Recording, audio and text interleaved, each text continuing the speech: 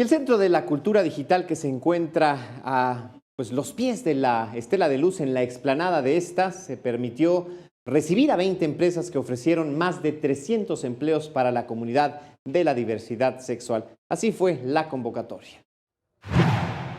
Con el objetivo de fomentar la inclusión, este martes se realizó la Feria de Empleo para Población LGBTTI, donde se ofrecieron diferentes trabajos, además de proporcionar información sobre el seguro de desempleo en la Ciudad de México. Son 20 empresas, 300 empleos los que se están ofertando. La Secretaría del Trabajo está considerando como algo fundamental el que puedan tener un puesto de trabajo en lugares en donde no sufrirán discriminación. En esta feria destacaron que no se deben de tener prejuicios y estigmas sobre la diversidad sexual.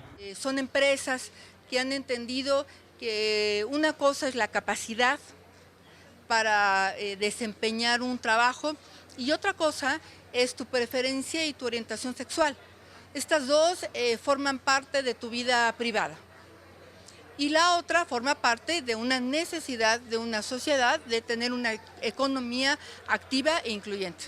Con este tipo de eventos, los asistentes se sienten protegidos, pues a veces consideran que son relegados. Y algo que tienen muy bueno es que traen el tema de la inclusión. Yo puedo ser una chica trans con una identidad, pero jurídicamente con mi identidad masculina y me están contratando. O sea, ese no es un impedimento. Yo creo que más bien es fomentar la visualización de las personas, porque a final de cuentas cuando yo voy a una empresa X a solicitar trabajo, a lo mejor me llaman porque ven mi currículo, pero ya cuando me presento, me dicen es que siempre no cumples con el perfil, cuando ya lo cubría. Entonces estas empresas formalmente me están diciendo, no me importa lo que tú, cómo vistas tu orientación de género o de sexo, te estamos contratando.